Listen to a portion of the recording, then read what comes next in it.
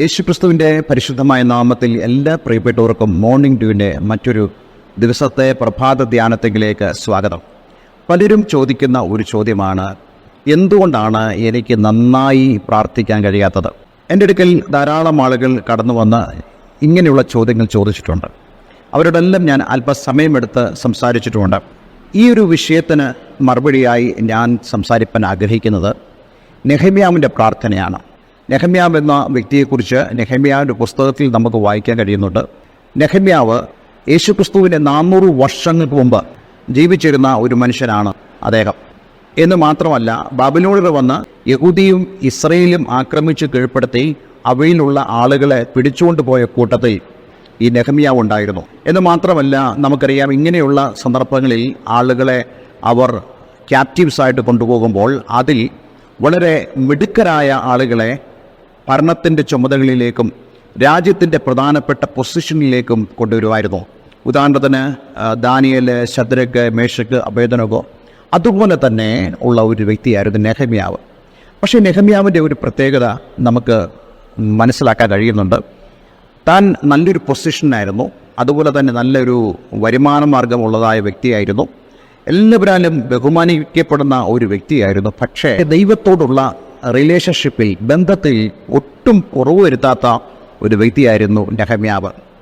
ഇന്ന് നമുക്കറിയാം, പല ആളുകളും അവരുടെ ജീവിതത്തിൽ സാഹചര്യങ്ങൾ എല്ലാം അനുകൂലമായി തീരുമ്പോൾ, എല്ലാ കാര്യങ്ങളും സേഫായിട്ട് മാറുമ്പോൾ, ഭാവിയിലേക്ക് നോക്കുമ്പോൾ എല്ലാം ശുഭം ആയിത്തീരുമ്പോൾ പലരും ദൈവത്തെ മറന്നു പോകാറുണ്ട്. പക്ഷെ അങ്ങനെ മറന്നതായൊരു വ്യക്തിയായിരുന്നില്ല ഈ നെഹമ്യാവ്. താൻ അവിടെ താമസിക്കുമ്പോഴും അവിടെ ജോലി ചെയ്യുമ്പോഴും തൻ്റെ ഹൃദയത്തിൽ എപ്പോഴും യെരൂശലേമിനെക്കുറിച്ച്, അവിടെ കഷ്ടത അനുഭവിക്കുന്ന ആളുകളെക്കുറിച്ചുള്ള ചിന്ത എന്ന് മാത്രമല്ല, തൻ്റെ ദൈവത്തെക്കുറിച്ചുള്ള ചിന്തകളും എപ്പോഴും ഉള്ളിൽ വഹിക്കുന്ന ഒരു വ്യക്തിയായിരുന്നു ഈ നെഹമ്യാവ്. അതുകൊണ്ടെന്താ സംഭവിച്ചത്? നമ്മൾ നെഹമ്യാവിൻ്റെ പുസ്തകം 1-ാം അധ്യായം 4-ാം വാക്യത്തിൽ ഇങ്ങനെ നമുക്ക് വായിക്കാൻ കഴിയുന്നുണ്ട്. ഞാൻ ആ ഭാഗം ഒന്ന് നിങ്ങളെ വായിച്ച് കേൾപ്പിക്കാൻ ആഗ്രഹിക്കുന്നു. എന്നാൽ താഴോട്ടുള്ള വേദഭാഗങ്ങൾ നിങ്ങൾ തന്നെ വിശുദ്ധ വേദപുസ്തകം എടുത്ത് വായിക്കണം. അപ്പോൾ അവിടുത്തെ സാഹചര്യങ്ങളെല്ലാം തന്നെ നിങ്ങൾക്ക് നന്നായി മനസ്സിലാക്കുവാൻ ദൈവം ഇടയാക്കി തീർക്കും. ഈ വർത്തമാനം കേട്ടപ്പോൾ ഞാൻ ഇരുന്നു കരഞ്ഞു, കുറേ നാൾ ദുഃഖിച്ചും ഉപവസിച്ചും കൊണ്ട് സ്വർഗത്തിലെ ദൈവത്തോട് ഞാൻ പ്രാർത്ഥിച്ച് പറഞ്ഞത് എന്തെന്നാൽ. എന്താണ് താൻ കേട്ടത്? ഹനാനി എന്ന് പറയുന്ന ഒരു മനുഷ്യൻ ചില സുഹൃത്തുക്കളോടുകൂടെ ചേർന്ന് ഈ ശൂഷൻ രാജധാനിയിലേക്ക് കടന്നു വന്ന് നെഹമ്യാവിനോട് പറയുന്നു, യെരൂശലേം ശൂന്യമായി കിടക്കുന്നു, അതിലെ മതിലുകൾ ഇടിഞ്ഞു, വാതിലുകൾ തീ വെച്ച് ചുട്ടും കിടക്കുന്നു. ഇത് കേട്ടപ്പോൾ വളരെ ഖേദം നെഹമ്യാവിനുണ്ടായി. ഈ സമയത്ത് നെഹമ്യാവ് ചെയ്തത് ഒരു രൂക്ഷമായ പ്രതികരണമല്ല താൻ നടത്തുന്നത്, മറിച്ച് ദൈവത്തോട് താൻ പ്രാർത്ഥിക്കുക. എപ്പോഴും ദൈവത്തോടുള്ള റിലേഷൻഷിപ്പ് നന്നായെങ്കിൽ മാത്രമേ നമുക്ക് ദൈവത്തോട് കമ്മ്യൂണിക്കേറ്റ് ചെയ്യാൻ കഴിയത്തുള്ളൂ. നമ്മൾ ദൈവത്തോട് സംസാരിക്കുന്ന ഭാഷയാണ് പ്രാർത്ഥന. ബന്ധം നല്ലതാണെങ്കിൽ സംസാരമുണ്ടാകും. ആ സംസാരമാണ് പ്രാർത്ഥന എന്ന് പറയുന്നത്. നിങ്ങളുടെ ജീവിതത്തിൽ നിങ്ങൾക്ക് പ്രാർത്ഥന കുറവാണോ? അതോ നിങ്ങളുടെ ആവശ്യങ്ങൾ മാത്രമേ നിങ്ങൾ പറയുന്നുള്ളോ? ദൈവത്തോട് നിങ്ങളുടെ ഹൃദയം തുറന്ന് സംസാരിക്കാൻ നിങ്ങൾക്ക് കഴിയുന്നുണ്ടോ? ഇല്ലെങ്കിൽ അതിനർത്ഥം നിങ്ങൾക്ക് ദൈവത്തോട് നല്ലൊരു ബന്ധമില്ല.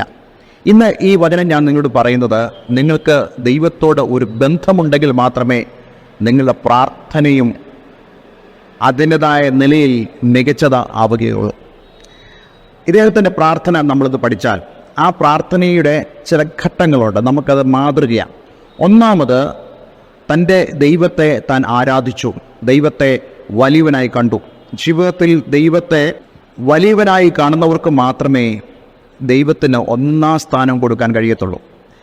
ജീവിതത്തിൽ മറ്റെല്ലാത്തിനേക്കാളുപരി ദൈവമാണ് എനിക്കെല്ലാം എന്ന് ആര് ചിന്തിക്കുന്നുവോ അവർക്കാണ് ദൈവത്തിന് 1-ാം സ്ഥാനം കൊടുക്കാനും ദൈവത്തോട് പ്രാർത്ഥിക്കുവാനും സാധിക്കുന്നത്.